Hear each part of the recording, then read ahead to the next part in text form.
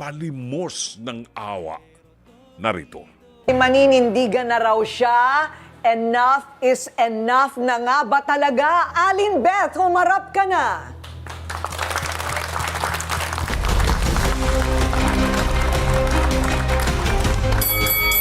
Ayan, si Aling Beth, kakaupo pa lang ay tumutulo na ang luha. Aling Beth, ano ang problema mo? Ano po kasi yung manugang ko, walang niya sa akin. Sinasaktan ako, sinasaktan ako. Sinuntok ako sa tenga, hindi ako nakakarinig. Ha?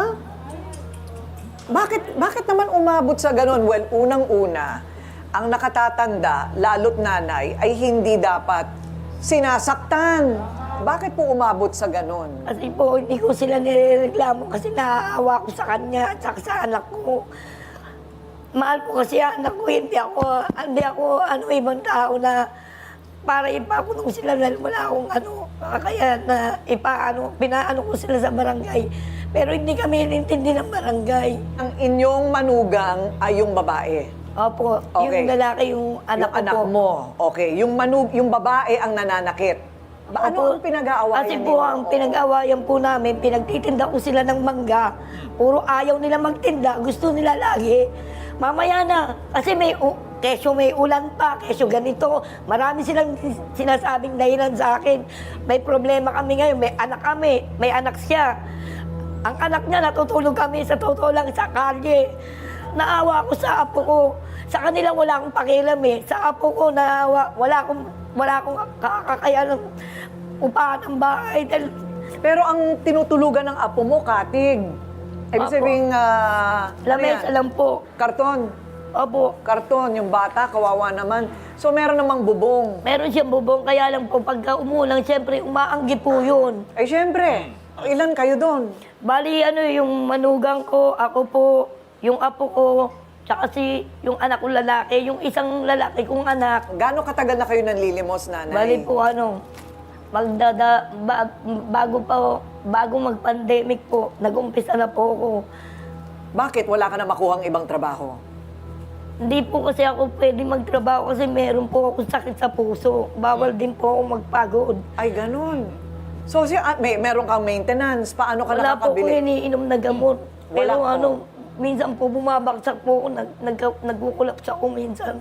Sus, Pag Mario sobrang Jose. hindi ko na kaya, ma'am. Grabe. Gusto kong malaman, ano bang klase itong babaeng ito na nananakit ng nakatatanda sa kanya at binan pa man din niya. Eto na, tawagin natin ang inirereklamo, si Rona, ang sinasabing mapanakit. Nako, teka pa muna. Sinungaling ka na! Ay, nako, teka muna, sandali lang. O, sandali lang ha. Rona, teka muna, sandali lang. Nakatatanda sa'yo yan. Ilang taon ka na, Day? 19. Kaya mapusok pa masyado. Parang nararamdaman ko sa iyo yung ngit-ngit mo sa mga naririnig mo. No? Banggit natin ang kape kanina, di ba? Hindi ko na pinatuloy. Alam niyo kung bakit? Bakit? Abay, si nanay pala nabuhusan na ng kape. Ay, naku. Nabuhusan na ng mainit na kape nitong si Rona. Daw. Okay, yan ang sabi ng nanay. Anong sabi mo, Rona? Totoo ba nangyari yun? Opo, paano po kasi bagong gising lang po kami, tapos inutusan po kami bumili ng kape. Ayun po, nabuhusan ko siya. Ganoon. Magaling naman. Okay. Teka muna. Dear, sandali lang. Ano, bakit masamang mag-utos ng bumili ng kape?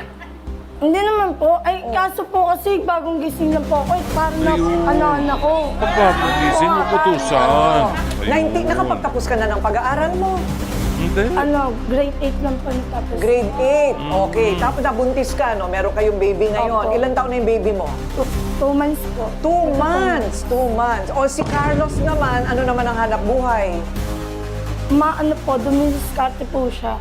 Dumidiskarte. Anong diskarte? Pag may tawag ng construction, gumagawa po. Construction. Ayun, pag may tawag ng construction.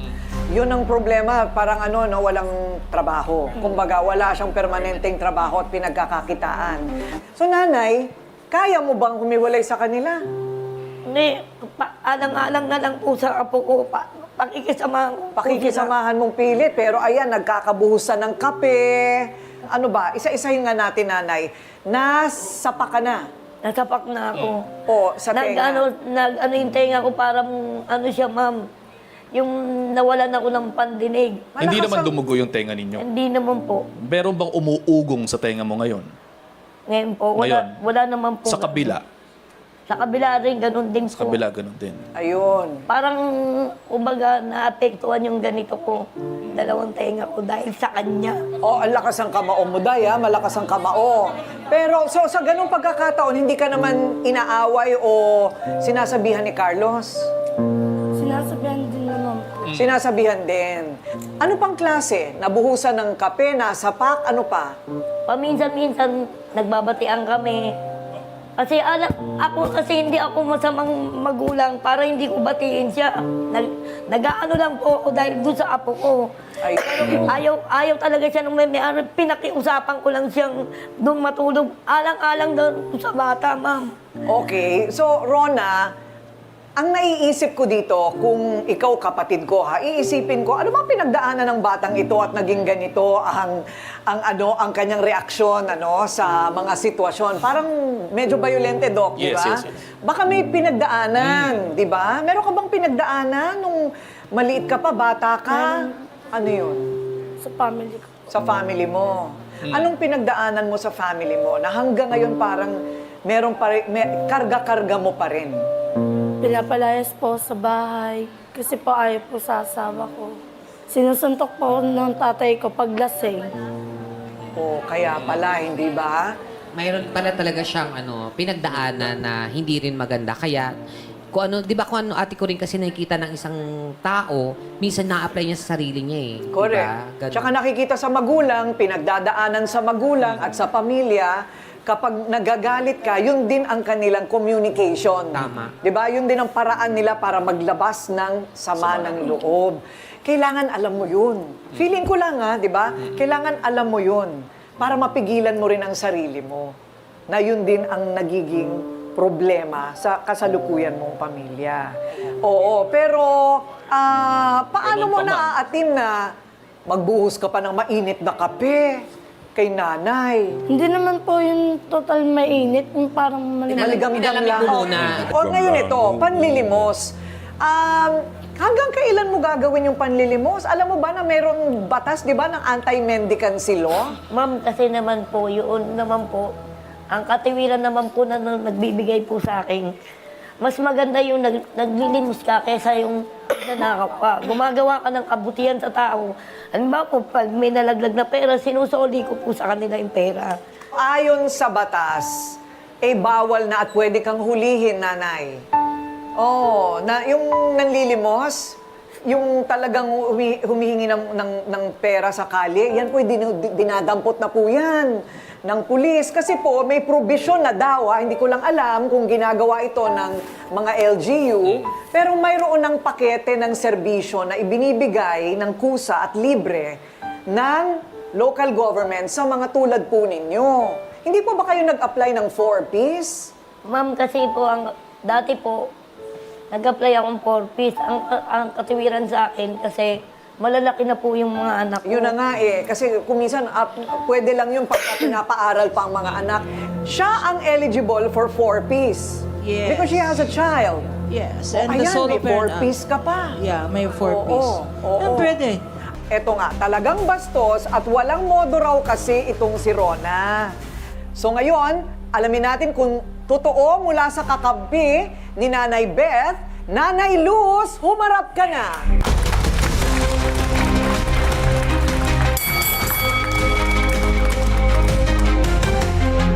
Yan, Nanay Luz.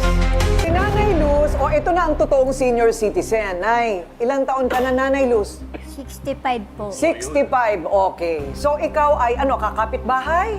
Hindi po, manugang ko po to. Ikaw ang nanay ng yung anak kanyang ko. naging asawa. Yung po. Oh, naawa po ako sa kanya, wala po ako maitulong. Ayun ang problema. Nakikita po ninyo lahat ng nangyayari. Opo. Bakit po? Magkalapit lang po ang bahay nyo? Opo. Naawa po ako sa kanya. Ano po, yung nakiusap ako sa kapitbahay namin, patulungin siya sa labas. Wala po akong bahay din eh. Nakikitira lang din po ako. Gusto ko silang tulungan. Wala akong magawa. Wala na po ako asawa. Ako lang po nag-anak po sa sarili ko. Ano naman po ang hanap buhay ninyo? Naglalabada po ako. 65 na naglalabada pa. Opo, simulat sa pagkatao ko, naglabada na po ako. Ito pong nangyayari po sa pagitan ni manugang po ninyo, no? At saka dito po kina Rona at Carlos. Pinapatotohanan po ninyo, nananakit po talaga si Opo. Rona. Ano po ang kwento ninyo dyan? Ito po, yung biyena niya, hindi po siya naawa sa biyena niya, sinasaktan niya. Minsan po nilalabanan niya. Wala pong utang na loob yan. Tapos yung anak niya, pinababayaan niya. Naawa naman ako, kinukuha ko, paliliguan ko. Paligo, hindi nga po niya inaaskaso eh. Tamad po yan. Tamad yan. Yan. Balikan natin ang panlilimos ni nanay, no? Una, again, ulit nanay, ha? Ang panlilimos, hindi yan forever. Maaring palusot-lusot, pero bawal din po yan sa batas. Mas magandang makahanap tayo ng mas maayos na maaaring pagkakitaan o tulong mula sa lokal na pamahalaan. Ikaw rin, pwedeng tulungan. Pero tulungan mo muna ang sarili mo. Oo, bata mo pa. Di ba kahit kumikita na 19 kayo, anyos. baka ganun pa rin. Tama. Ano? Oo. O si nanay, merong nanay Luz na nagpapatotoo. Alamin naman natin, ano ang panig nito namang kakampi ni Rona? O di syempre, yung kinakasama niya, si Carlos. Humarap ka na, Carlos. Sinungaling, sama na naman eh. 22.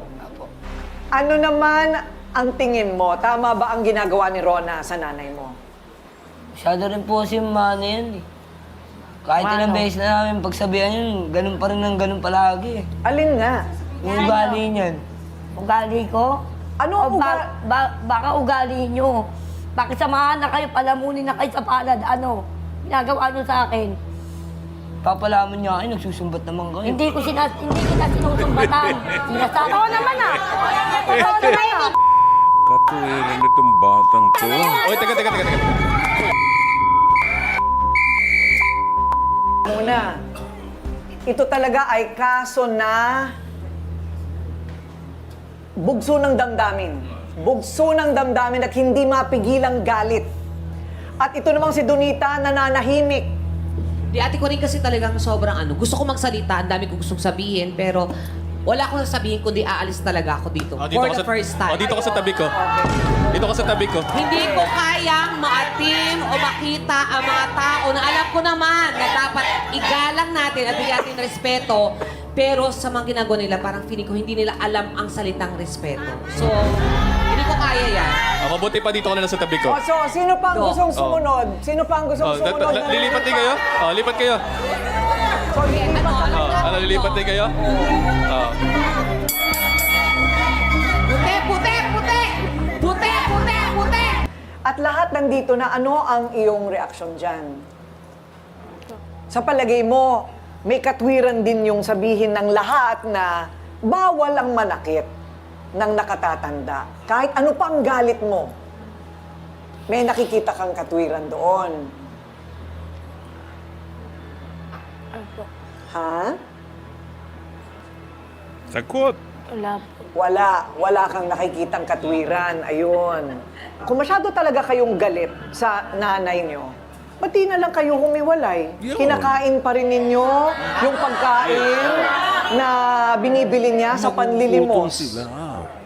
Ready na ba kayo humiwalay sa nanay nyo? Sige. Oo. Hindi pa. Kasi Hindi pa. ang choice nila. Okay, so, sumagot siya ha, sumagot si Carlos ha, hindi pa sila handang humiwalay sa Walang nanay. kakainin. Okay, pero ang nakakatawa dito, hindi rin sila handang magbago. Yon ang tatanong natin ngayon sa ating trio tagapayo. Gusto kong malaman ninyo na walang ginawang masama ang Diyos. Kayong dalawa ay mabuting tao, no? Hindi lang nagabayan. Okay.